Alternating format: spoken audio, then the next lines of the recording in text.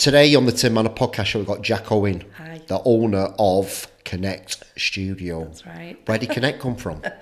Because what we wanted to do was connect people. So mainly connecting people looking for care is one of our first contracts that we started working with. And it's making sure that they feel connected, they feel listened to, they feel valued. So what do you do? What does Connect do? So we do everything to do with customer service.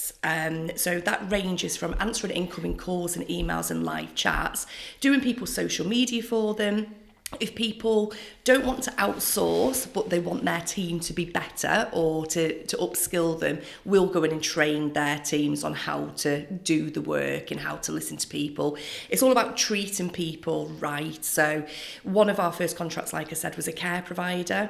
So what happens when people are looking for care? It's a very emotional journey. It's very difficult. They don't just ring up for the sake of ringing up. It sometimes takes a lot of courage to pick up that phone. Yeah. So what we do is we deal with them with warmth and respect and empathy and make sure we're making that first part of that really difficult process as easy as possible. Wow, mate. Why the care sector? Was that like a fluke? Was it always something that's passionate about? Yeah, well, it was actually in a previous job. I was a service delivery manager and one of my clients was a care provider, a really large UK-based care provider. And I absolutely loved it. It's not what I ever thought I would be doing. My degree's in television production. Is it really? Yeah, so it's totally different. Television production with business management and IT. But I absolutely loved it and I got really passionate about it. I've always been passionate about customer service anyway since my Pizza Hut days. So I started working at Pizza Hut when I was 15 until I was about 21. And I was in charge of all the mystery shops and the customer service and all that sort of thing within my local Pizza Hut branch. So I was always really passionate about it.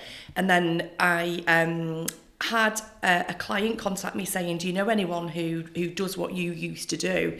And I kind of thought about it and I thought, no, but I can do it and I can do it better than anybody else out there because it's about the people and it's about your team essentially. So I'm fortunate I've got an amazing team behind me who are all just lovely, lovely people, and that's really important. Talk to me about customer service, mate. Okay. What makes good customer service? To be listened to. So one of my absolute pet hates is you ring somebody and it's a really difficult thing. So one of my bugbears at the moment is, say for example, you've recently lost a loved one. As well as coping with that grief, there's so many difficult elements you've got to deal with and practical elements as well. So you ring somebody, you tell them that your loved one has passed away. First of all, you've had to listen to loads of options before you get through to somebody. But then their response isn't appropriate. So it might be, okay, sorry to hear that. Can I just take your name, please? And it's like, oh my God, this person's been through such a difficult experience.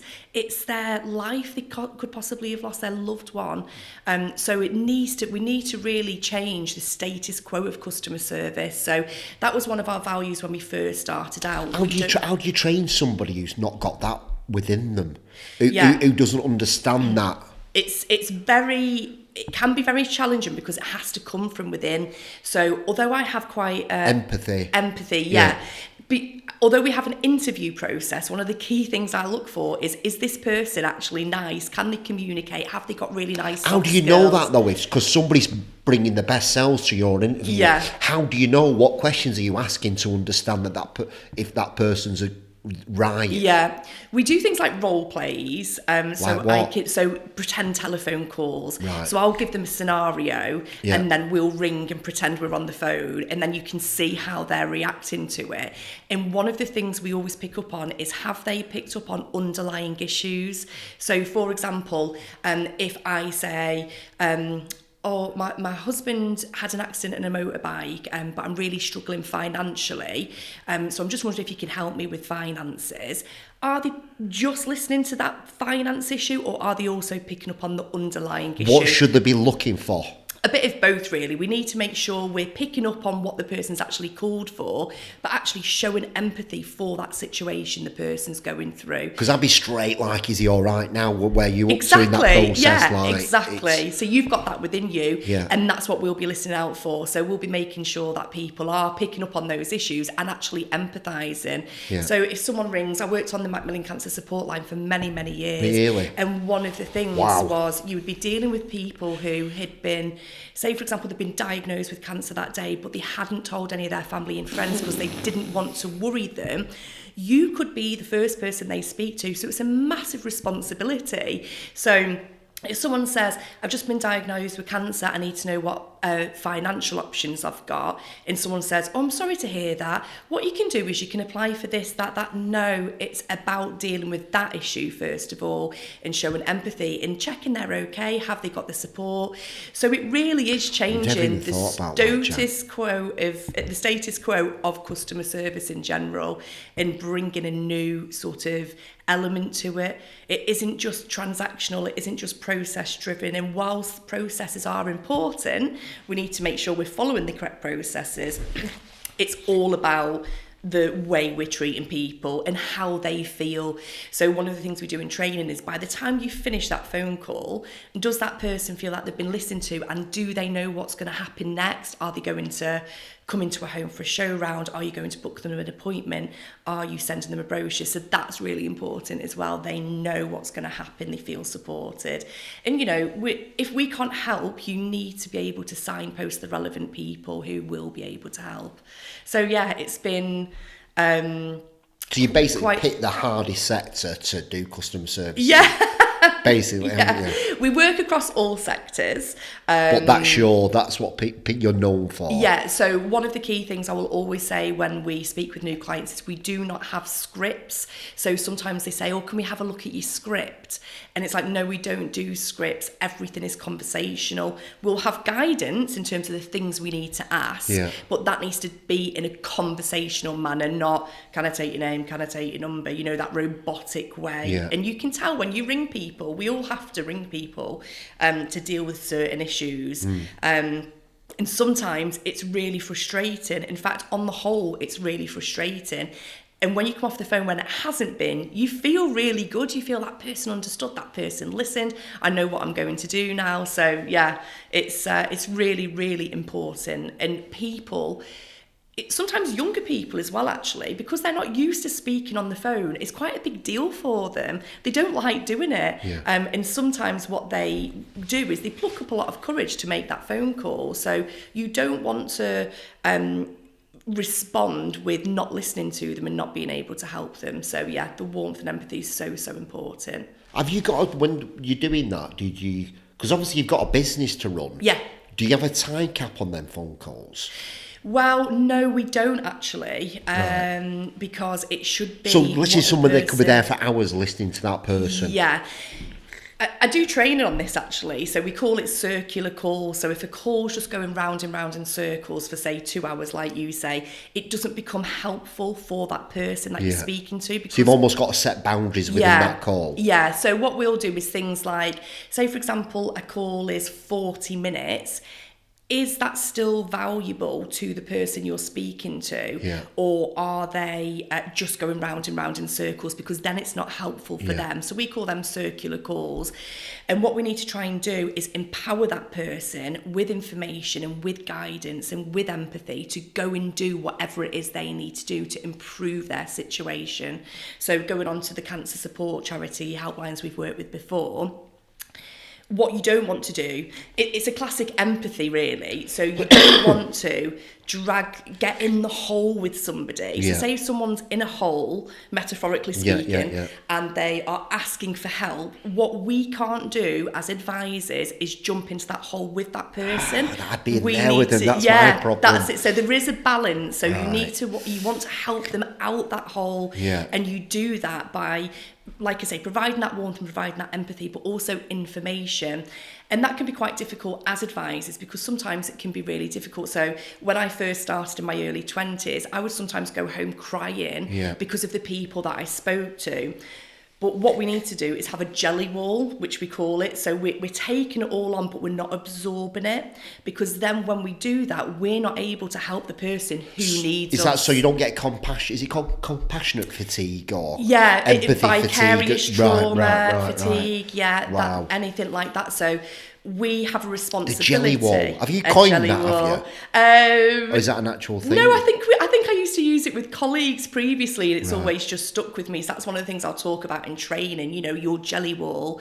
It can be really difficult because you want to have that balance, but also you need to be helping the person. So if you're taking on everything that they're saying to you and you're going under and getting in that hole with them, it's not helpful for you as an advisor, but particularly the person that you're speaking with. So yeah, there's lots of helplines are still a really massive part of the way we communicate, and that isn't going to change. Yes, we have email, we have live chat and that sort of thing, but people still need to speak to people. So not so long ago, I did some training at a Dogs Trust, and one of those things that they were struggling with was the difficult calls they're having in regards to the XL bully situation, and they were feeling a certain level of responsibility to have to sort this situation out for the person ringing. So it was teaching them about how you can avoid doing that and the different tips and techniques to do that, so they're not taking it home. It doesn't affect their life, their personal life, or whatever the situation is. So it's so you do that as well? You go in as a consultant as well, do you? Yeah, I will do. Yeah, so I'll go and do training because. When did you get your first one of the consultancy? God, years. When did you know you ago. were different? Where you were like looking at this customer service from a total different angle? I think it's the way people respond to you. So when I'm explaining it to people, I can sometimes see them going, oh, right, yeah, of course, I've never thought of it like that. And the way our callers respond to us as well. So we often get comments such as, I've rang 25 different care homes, for example, and you're the only person who's took the time to help me. So it really is about making sure that happens. And I think I've just always had like a real level of empathy within me. Do you think you've got one of the Claires? Sorry? As in one of the like not clairvoyance, cognizance, where you can read somebody either like, basically, are you a witch? Do you know what I mean? Intuition, something you can read people, you can pick up. Person, and I think it comes down to sort of emotional awareness, and it's always. You've definitely got one of the Claires. I don't know which one. Do you think so? Yeah, 1,000,000%. Yeah. I don't know. It's I've done the colour thing recently, you know, where you can work out what colour you are. Yeah. And I was a really strong yellow, which means I'm a massive people pleaser. I always want people to be happy. I never want people to be angry with me. So I think part of it comes from that. I always want the person I'm speaking to be pleased. To be satisfied with the service we're offering. And a lot of it comes down to as well, just knowing people who have been through that situation and how difficult they found it and how upsetting they found it when they've not been treated with that sort of warmth and respect. There is a commercial element to it as well for the clients that we work with. So, for example, with the care home providers, they don't want to miss inquiries. They want to make sure they're answering all the calls and all the emails and all the live chats. So it's what I like to think we do is bridge the gap between the care providers and their commercial objectives, but more importantly, the person who's looking for care themselves. Hence why you call Connect. Yeah, connecting, yeah. So we have a few different divisions of the business now. We started off as Connect Care. That was our main thing. But then we realised that these skills are so transferable into other businesses, other charities, other helplines, other businesses. Even going chatting up girls. Yeah. It's the same thing, isn't it? Like that we listen to. Yeah, like, it's all that. Exactly, yeah. And I think one of the things was we wanted to help businesses who, for example... you should do that up at your thing, put like dating, like speed dating things up and connecting people together. We connect. Yeah, that could be another division. Yeah, you can manage it for us. No, yeah. it's all that. So making sure that we're helping businesses have that great reputation in terms of their customer service. So, you know, I work with lovely companies who would admit their soft skills isn't their strong set. They might be a great electrician or a great plumber, but if someone rings because they want something sorted, that's not their skill set. So we will do that for them create that great first impression, often that great customer service, so they don't miss the inquiry, but also that person has got a really good first impression of the company. Yeah.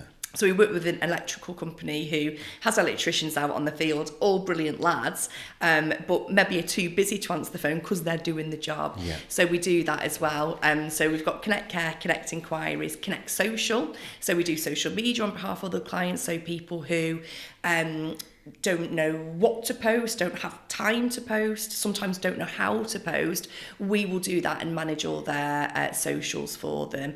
And then we've got Connect Skills, which is the training element of it, where we will go and train people on how to do the different Brilliant, elements. Jac. How long have you been going? So we were 7 in February, so just under 7.5 years. That's incredible, yeah, mate. so it's been good. We started off with... it was kind of a Jerry Maguire moment, Yeah. right? So I was working for another company. We had, In doing what? It's complicated, but it was to do with smart metering. So yeah, I know it doesn't fit at all, but I brought in a care home client.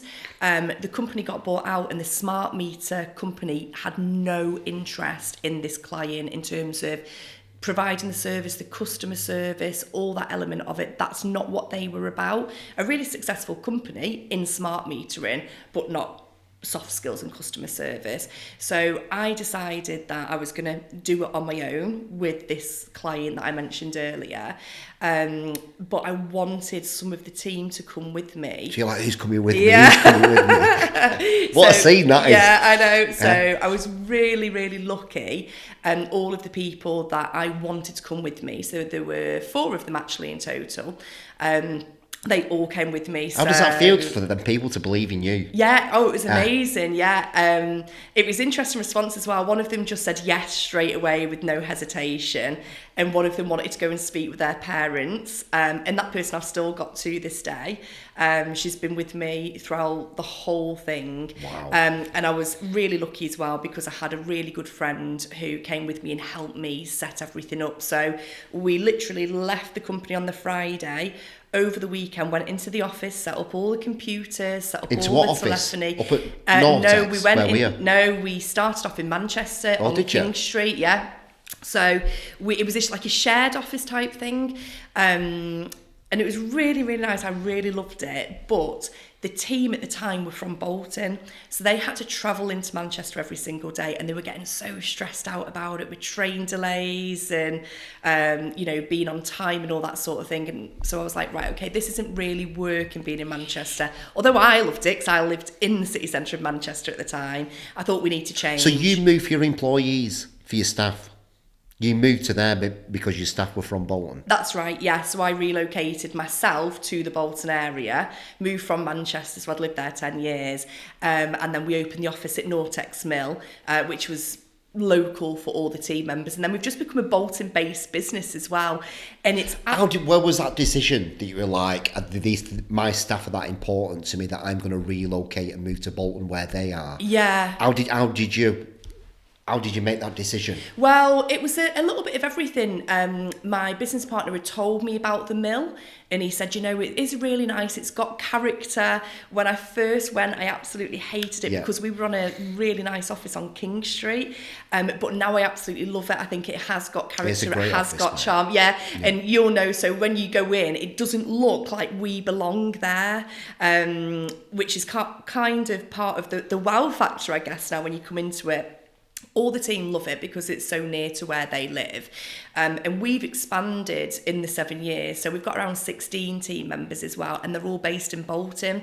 So I've got this really weird love for Bolton now, and I get very passionate about it. Yeah, so when I first moved here, I wasn't that keen, but I've kind of adopted it. Yeah. And I get even frustrated about the lack of investment. And I hear people who have grew up in Bolton tell me about how great it was in the town centre, what an amazing place it used to be. So I'm very passionate about it now. I want to be part of the Bolton landscape. I want to be a big employer in Bolton, providing jobs, helping the economy, and being part of supporting other businesses within the Bolton area. So yeah, it's quite mad how I'm just honorary Bolton person now. Have you planned everything out, or have you trust the process per kind of person on this journey that you've been through? Have you kind of gone, things happen for a reason, or have you planned everything? No, I mean, I'd like to say, yeah, everything was planned meticulously, but no, that's not the case. It's kind of trusting the process and being adaptable as well, I think, and that's really important.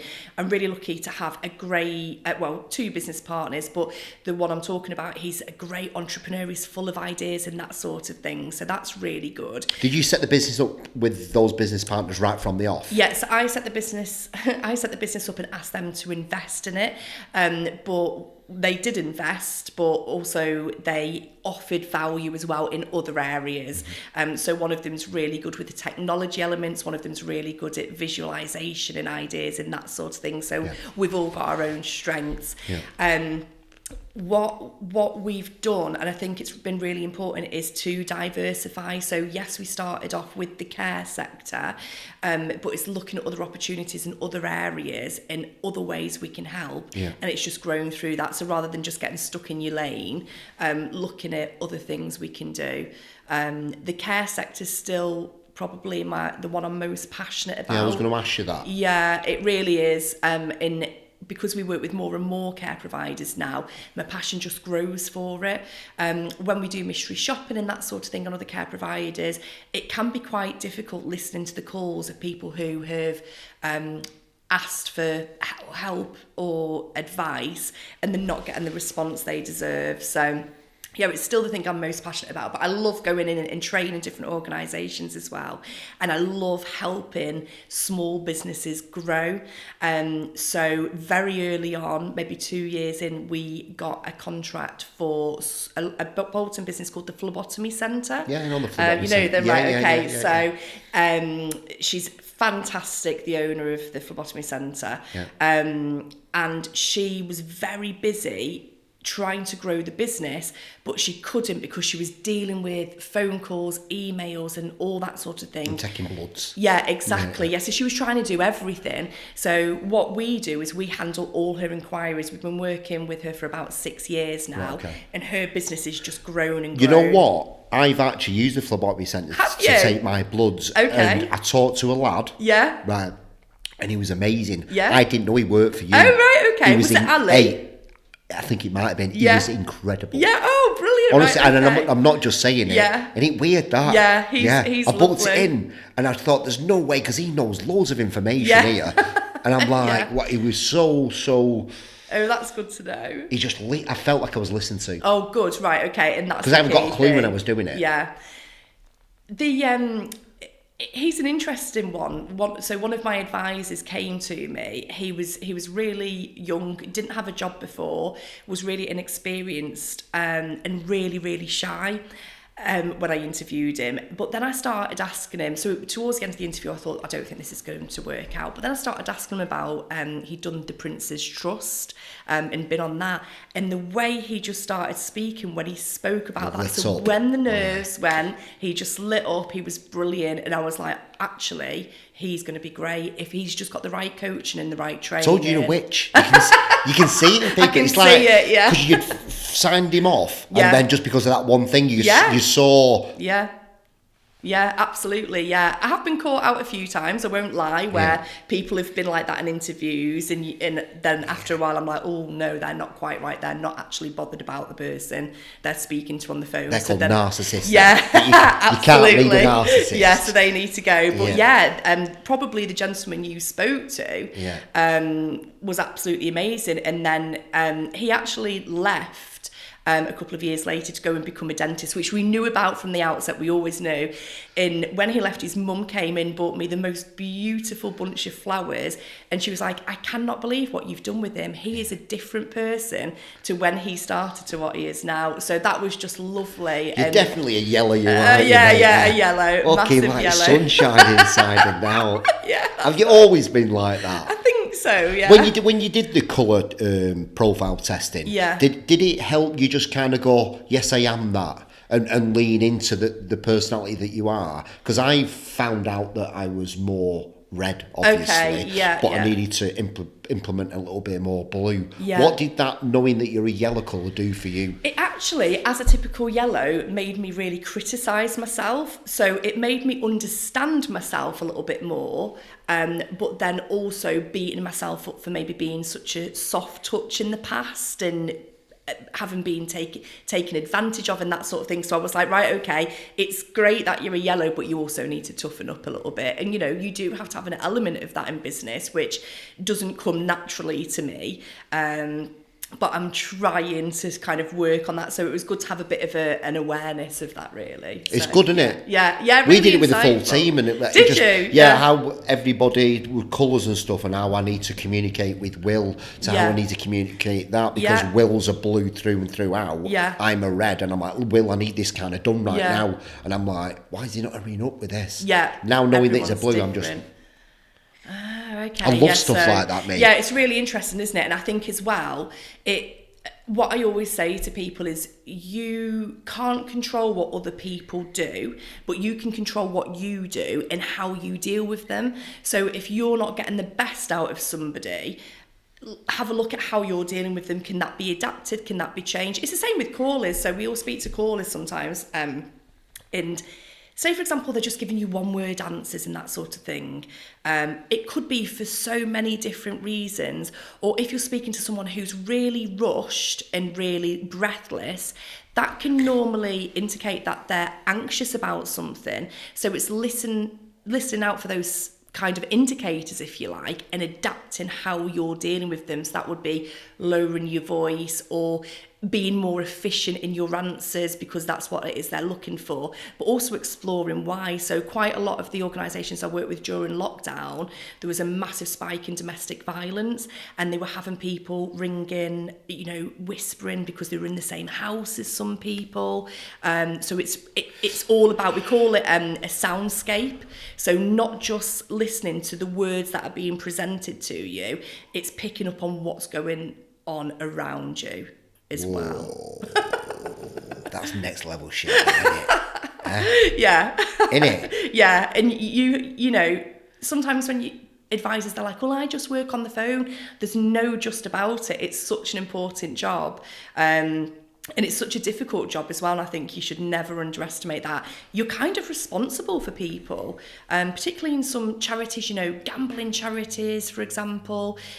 People are ringing you. They absolutely need support. So you've then got that responsibility. Whilst you have to have your jelly ball and you can't take it all on board, you need to have that level of, okay, I'm going to help you, and I'm going to empathise with you and make you feel listened to, so you can then go on and do the things you need to do. So it's that empowerment again, which is really important. And people don't think that when you're just answering the phone call, that's what you're doing, but it is. So yeah, it's being aware of everything that's happening.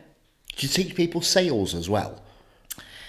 No, not really. Well, to an extent, yes. So one thing we won't do is cold calling, but we will do sales in a consultative way. So for example, if we want to promote a service and someone rings in, or we want to upsell and that sort of thing, we do that, but we don't do anything like cold calling or do you want some double glazing, that sort of thing. It's just not what we're about. It really doesn't fit with us. When you're doing the care, because I mean, the end goal is somebody getting a spot in the care home. Yeah. You know, when you're doing the dogs, it's that somebody. So there's always a transactional thing at the end of it. Yes. But you never think about that. It's just like creating relationships and then letting them. Yeah, you kind of need to be aware of It's sales without sales. Yeah, it is. So say, for example, a social worker gives you a list of 10 care homes to ring, and you ring 9 of them. And when you do, you say, have you got any availability? And they'll say, no, sorry, we haven't at the moment, call back in a couple of weeks. You're going to be left feeling unlistened to, a bit lost, you're not sure what to do now. But if you come through to one of our care homes, we will then ask you, tell me what's going on with mum, and are you okay? Are you looking after yourself? And what kind of care does she need? What's her personality like? That's sick. It's like a it's human next talking level. to you. Yeah, absolutely. One of my pet hates, sticking with the care home theme really, is people assuming that when you get to a certain age, you just love armchair bingo, for example. Yeah. people have had careers, lives, they've still got personalities, family members. You need to treat people as an individual, not just as someone who's filling a bed. So if they have that right first impression, it is more likely to lead to an admission. So going back to that commercial element I was speaking about earlier, because you've created that, you've invited them to come and have a look around the home, meet the team, all that sort of thing, it is more likely to lead to an admission in the long run. However, our responsibility kind of ends after that initial inquiry, and then it goes through to the home to, you know, like you say, all the transactional stuff and the finer detail, if you like. But yeah, it's really important you're speaking to people as individuals. People get very, you know, I know if it's anything ever about my mum and dad or if they're treated badly, I feel this internal rage within me because it's that sort of protectiveness, isn't it? It's that love, it's that, I'm trying to think of the right word, but you know what I mean? You just want to look after them. So if I wasn't treated well when it came to my mum and dad, and then I didn't think they would be treated well, I would have a massive concern about that, a massive issue. It would be a massive red flag. What happens to Jack when that happens? When you see somebody else get hurt or someone taken advantage of and stuff like that? Have you got an internal rage in you? Yeah. Does the yellow turn to red? Yeah, quite possibly. Yeah, I just really, really don't like it. Where does that come from? Have you, like, I'm just getting personal, like, have you been bullied at school or anything? No, I've been really lucky. I'm just like, wonder where that comes from, because you're like so concerned with other people. Like, it's like on a different level. Yeah, I don't know. I think maybe I've got a big family. I love my family. I had 2 big brothers, so I was always really protective over them. My middle brother was obviously older than me, but if he was having a hard time at school, I remember I was in year 7 at the time, he was in year 9, and he was having a hard time, and I stomped across the field and I just leave my brother alone, slapped him across the face and that sort of thing, and my brother was fuming with me because I'd embarrassed him so much.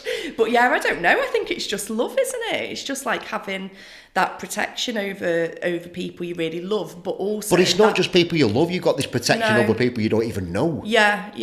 Like a real sort of like down deep... Yeah. Like, these people need protecting and taking care of and making feel safe. Yeah. I wondered where that kind of came from. I think it's just... Just you as a person? Yeah, I think so. But you are right. It really, really bothers me. Yeah. So I will forgive my team, and they all know this, if they make a mistake in terms of collecting the wrong email address or something like that. Yeah, I will always forgive that. Yeah. And I'll say, as long as you're honest, I'll always forgive, process mistakes. I would never forgive someone being rude to someone who contacts us. That would just be the end of it, really. Yeah. It needs I can see your face change, like, oh, you're fucking looking after somebody. I love that, it's mate. all about the warmth, it's all about the empathy, like I keep saying, and they know that as well. So it's creating that culture, it's instilling it in them. And also how they treat each other is really important to me. So I'm really fortunate at the moment that the team I've got are all lovely people. They all treat each other with warmth and respect. If one of them's not quite operating at 100% because of personal issues, illness, they will look out for each other, which is really good. But yeah, there's no way I would have anyone ringing one of my or services. putting somebody down. Yeah. Looking down on somebody. That's it, yeah, definitely. And I think if, like I say, you've got to be mindful of the journey people go through before they make phone calls. So they don't just pick up the phone. They've been through a process before that phone call. It's not just a phone call. So, or an email or a web chat or whatever it is. They don't just do it willy-nilly. They've been through a process, and it's getting people to understand that process that people have been through. And one of the things we look at is, if this was your... someone coming up to you asking about your nan and that sort of thing, how would you want to be spoken to, and how would you want to feel about it?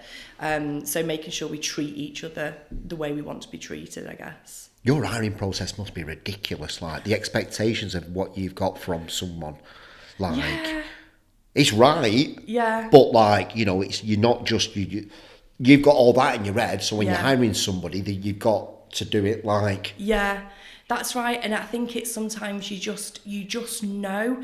And what I think I've got really good at recently is knowing when it's not going to work out, when this is just not going to happen. It's just not quite the right fit. So they might have other skills in other areas, brilliant on the computer, being able to type really fast or whatever the case may be.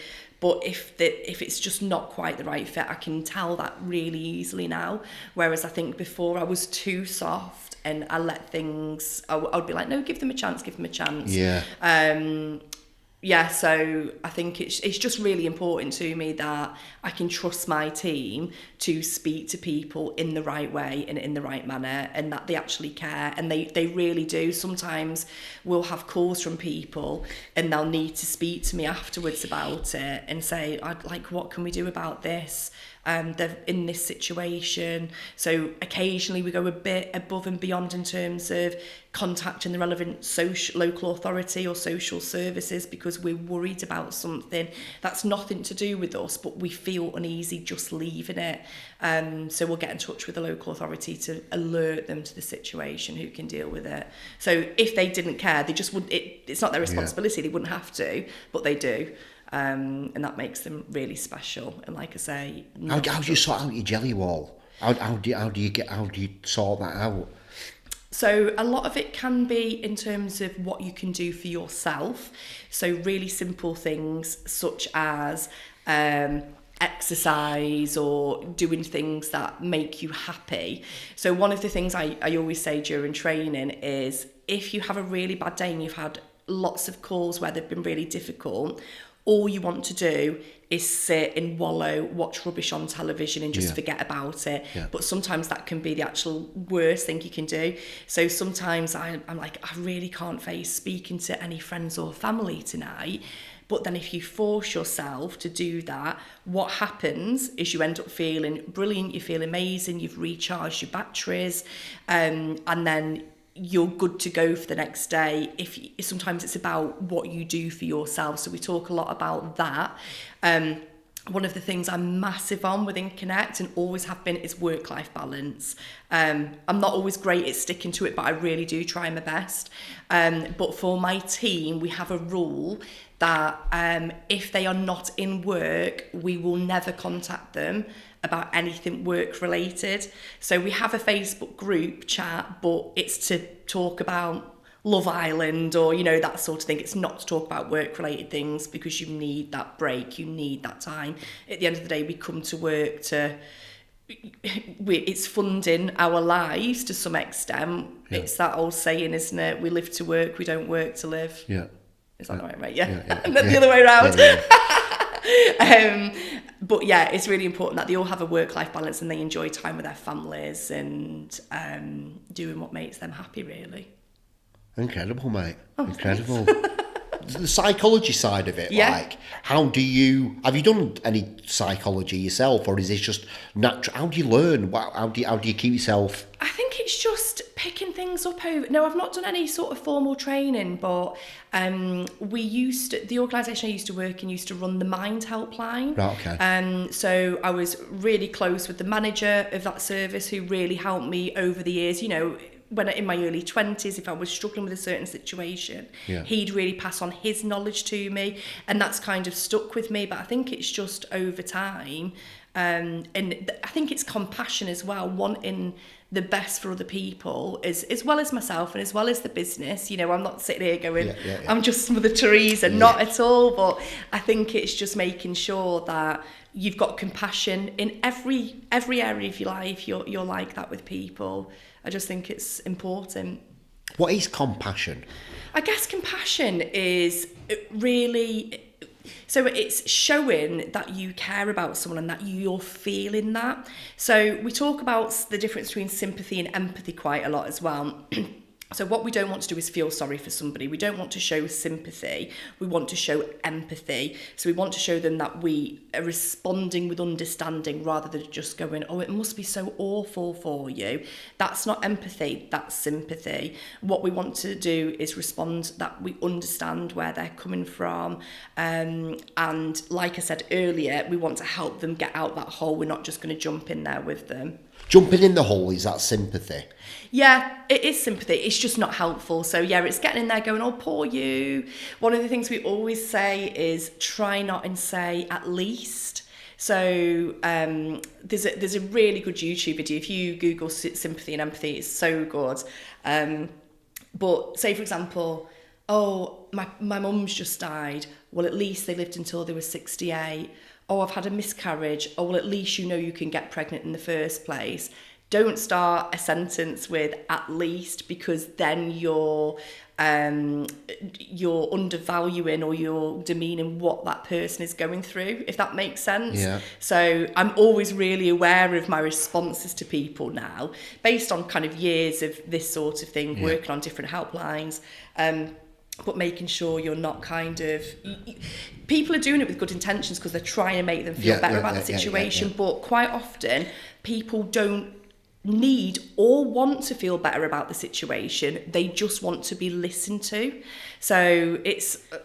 one of the examples I always use is, if you've had a really bad day at work and you go home maybe to a partner and you tell them about it, or a friend, and they start giving you all the solutions.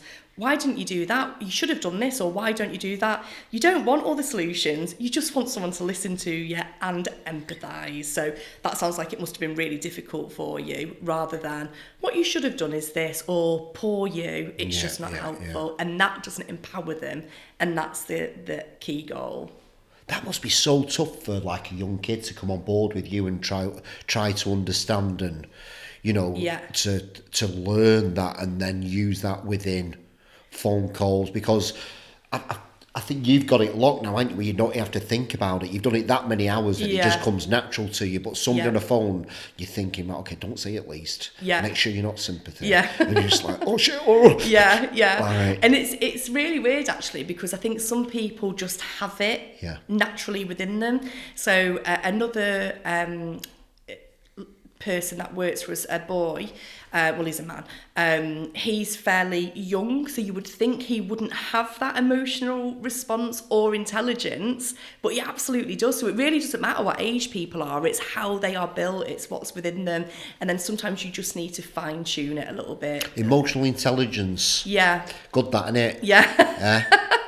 Emotional intelligence. Yeah. Some people are the most intelligent people in the world, but don't have the emotional capacity, or they might struggle with it. So to train that can be quite difficult. Yeah.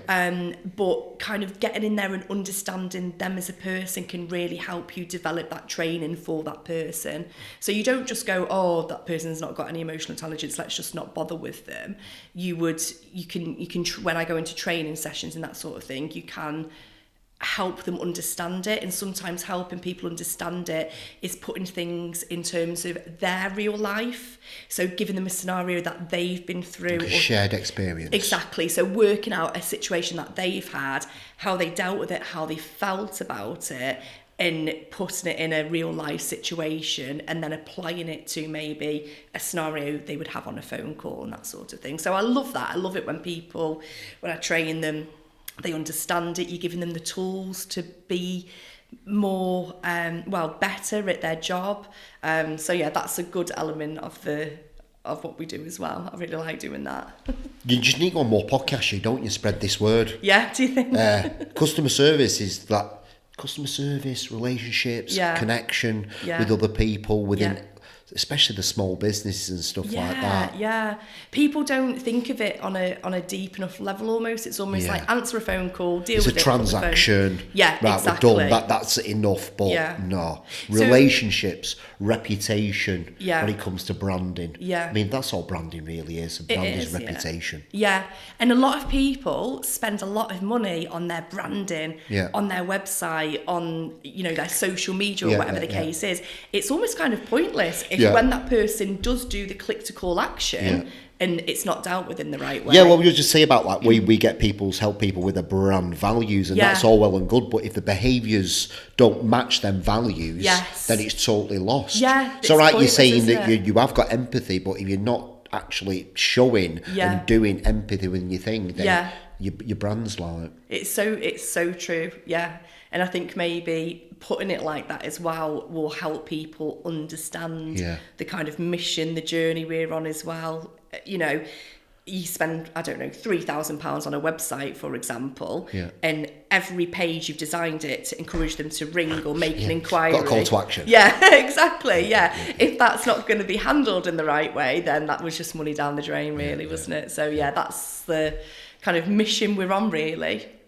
What is it? What is your mission? What is your mission?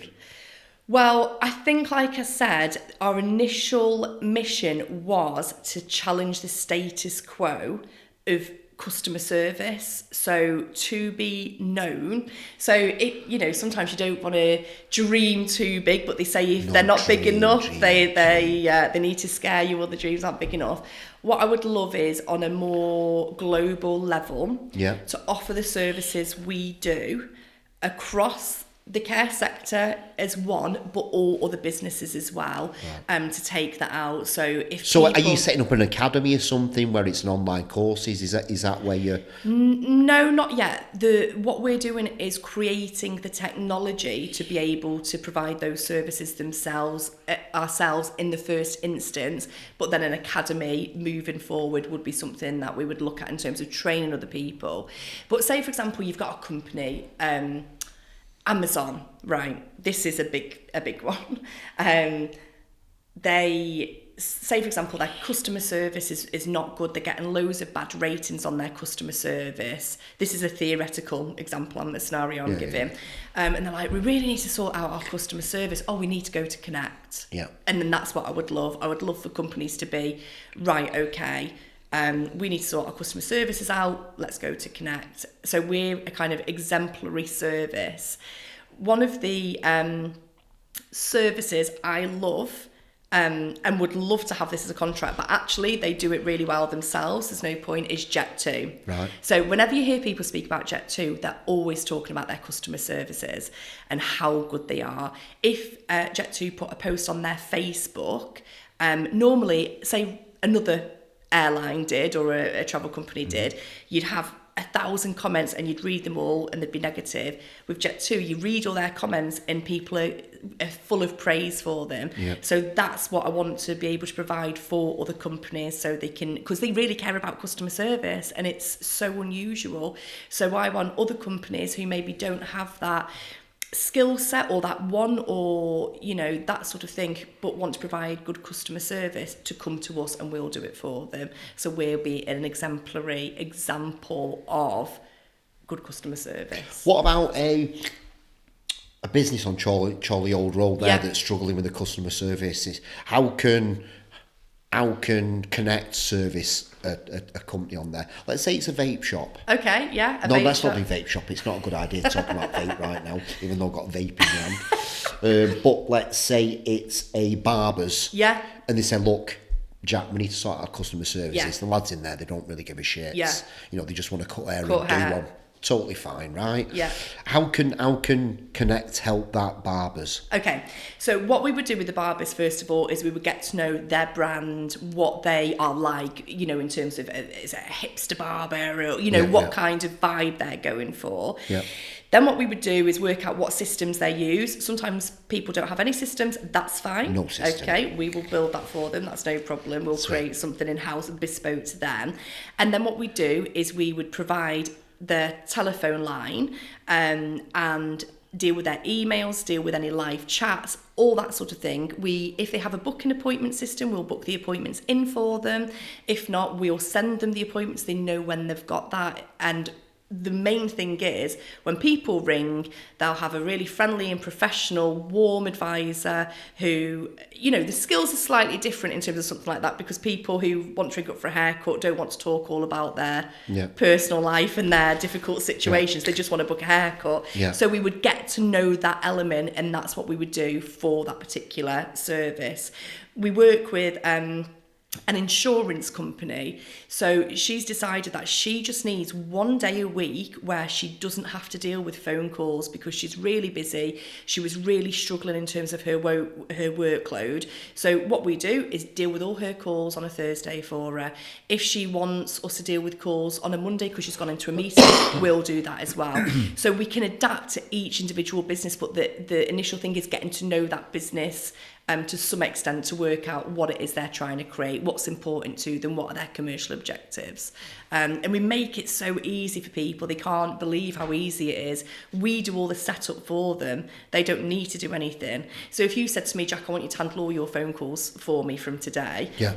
I wouldn't, because I think your team do a really good job, Good by Betty, the way. isn't she? Yeah, She really good. Betty She's is lovely. yellow. Yeah. Just I like was you. thinking, actually, when I was speaking to Betty, I wonder... No, I fucking knew you were going to do. You're not fucking poaching her. I know where you are as well, right? It's so interesting. Hey, the red will come right out. I would never do that, but yeah, I thought she's really good. She's mint, isn't she? Very personable. Do you know how many people I get, mate, saying that I need a Betty in my life? Yeah. And she's just got this way that people say, when I'm talking to her, I feel like she's smiling on the phone. Yeah. And I'm yeah.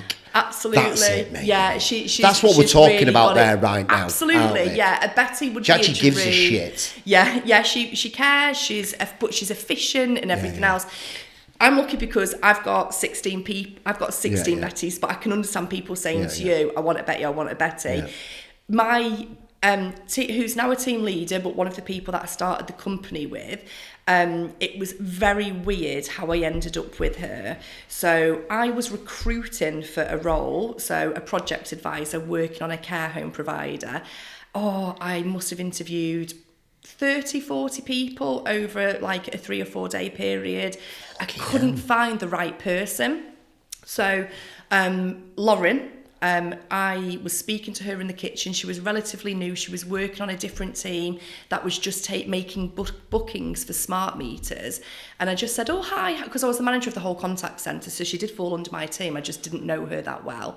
And I said to her, oh, hi, how are you settling in? Is everything okay? And she just started talking to me. She told me all about how her parents were foster carers, about how she feels about the people they foster. The first time you talked to her? This was the first time I told properly you you're a witch, spoke man. to her. You're getting stuff out of people. Yeah. There's no way that happens to me. Although my jelly wall's fucked. I've not got no jelly wall. Stop talking to me. No, honestly, yeah, maybe you're right. I never even thought about it like that. And I was like, oh my God, she'd be perfect. She's so lovely and so caring and so warm. And going back to that compassion again, she really cares about other people. So are you saying like a yeller can see a yeller? You can see like-minded yellers? Yeah, I think so. You can see that they really care about other people in terms of, and to this day she's the same, someone has an issue at home, they'll come into the office, Lauren's put a bunch of flowers on their desk and things like that. When she can see that I'm not quite right, she'll buy a box of chocolates, that sort of thing, where you can really pick up on what people are like. So yeah, that's how I got her. So, and I got the same vibe from Betty when I spoke to her, but don't worry, she's safe, I'll leave it to you. Yeah. But yeah, it's just really interesting, you can tell. And that's not to say that if you don't get that feeling straight away from somebody, it's not within them. Sometimes you just need to ask different questions or tease out of them. Powerful that, mate, knowing that, you're making me feel like a witch now. It's fine, isn't it? It's cool, man. Like a white witch. I'm not talking dark voodoo, black magic, man. Yeah. But it's understanding that somebody might turn up with a mask on. Yes, yeah. Because they're nervous, because like something's happened to them. Yeah. And it's just breaking down that thing, just have a little glance around to I can see you. Yeah. I can really see you are. And you have got to be careful in interviews because you can't ask too many personal questions in case they don't get the job and it's they think it's because of something. Yeah. But what I have learned is, do your interview, do your tasks, do your role plays, but also just have an informal chat with them at the end and let them know it isn't scored. So brilliant, thanks, you've answered all the questions, you've done your tasks. So tell me a little bit about yourself. What do you enjoy or find out about ask them where they live or whatever the case may be. Yeah. But yeah, it can really make a difference, and you can that's when you get a real sense of people. So that first initial thing, the structured stuff, Yeah. you'd be like, nah, not right this. Yeah. And then all of a sudden, Yeah. you just asking that. I'm like, oh, I can see you. Yeah, that's right. I can see you Yeah, and it just, you can tell by people's eye contact, the way they move, the way their face lights They light up, like yeah, that guy yeah, I was yeah. telling you about who just started talking about the Prince's Trust, and he was like a different person 5 minutes apart. And you know, he did have to have a bit of coaching initially, but because he really wanted to do a good job and he really cared about people, he was really warm and lovely, he was worth the effort, and it paid off, and you know, it was amazing. There was tell me to shut up if I need to. No. But I'm just going to tell you about one more example. So a colleague came to me and said, I've got a friend who lives down south. She's worked in care homes, and she really needs a job. She really wants to move up here, but she's not moving for 4 months. And I was like, okay. I needed someone then and there. So I had an interview with this person. They were so lovely, so warm, but they were not good on the computer because all they'd ever done previously was work in a care home. So they don't have to, as a carer, so she didn't have exposure to computers, she didn't have to use them.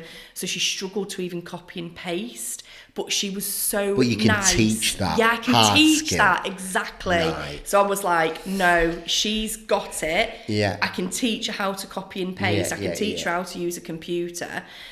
So we stuck with her. And you know, it took patience on her part as well, because she felt really overwhelmed, really out of her comfort zone. She's probably been with me about 4 years now. She now lives in the area. She's totally changed her life around. She's loving it, and she's so fast on the computer. It's amazing. She takes the most calls in a day. You know, she's brilliant. What's to be said about that, mate? There is, yeah. Soft skills, you've got it within you. Yeah. It's hard to teach, but Yeah. like the computers and all that, they're easy to teach, aren't That's they? it, yeah. With a bit of patience. Yeah, with a bit of patience and a bit of Yeah. coaching, you definitely can. So yeah. Why do you call it coaching and not teaching? Because you're kind of doing it together.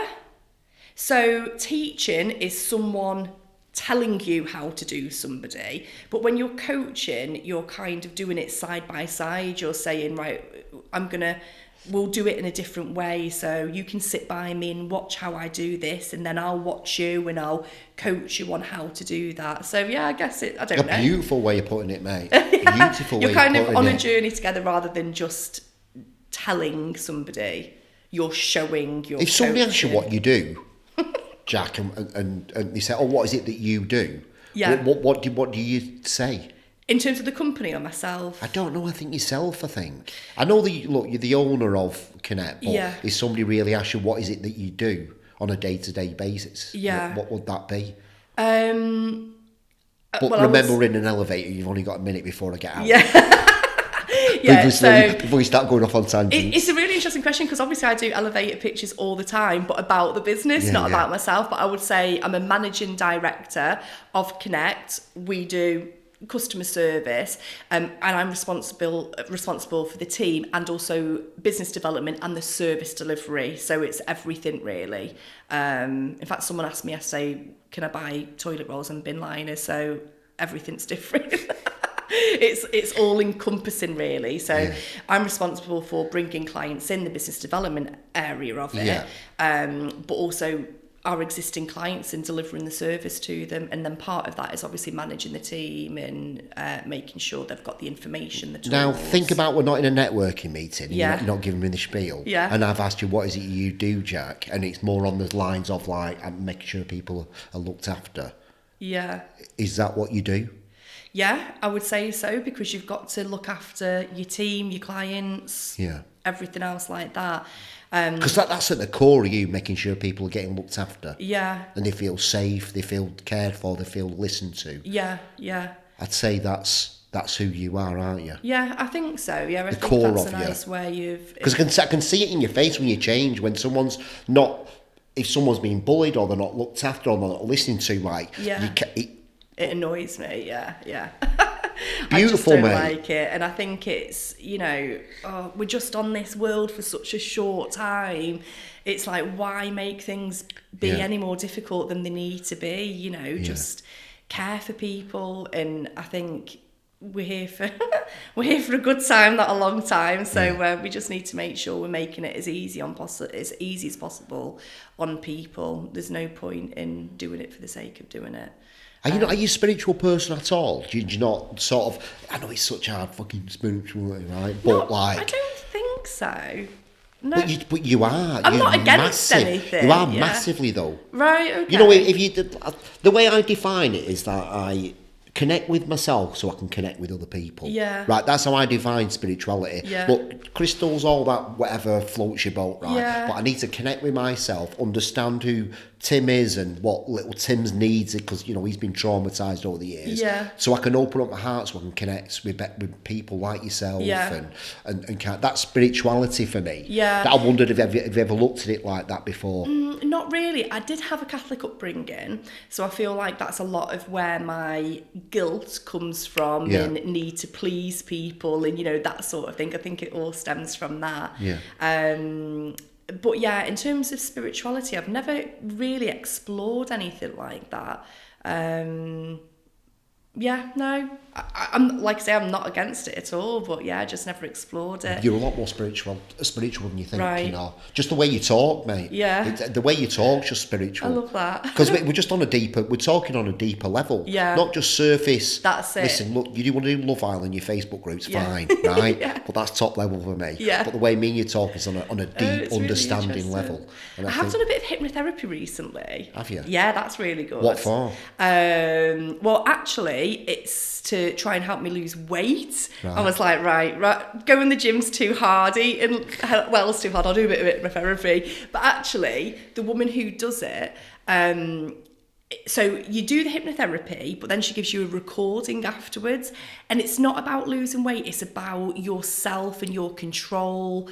And now... Your reputation with food, or your relationship with food. Yeah, with... so it's about rather than do something that's that has been unhelpful to you in the past, you're going to do something that's going to make it more helpful and that sort of thing. And now, so part of it is you're on this boat and all the rest. I never believed in stuff like this. Whereas now, after a few days, if I've not listened to that podcast or the recording, I should say, I've got to listen to it. It's really weird. And I'm not like zoned out or anything. I'm just lying down, eyes closed, listening to it. And it's really helped me in terms of other areas of my life.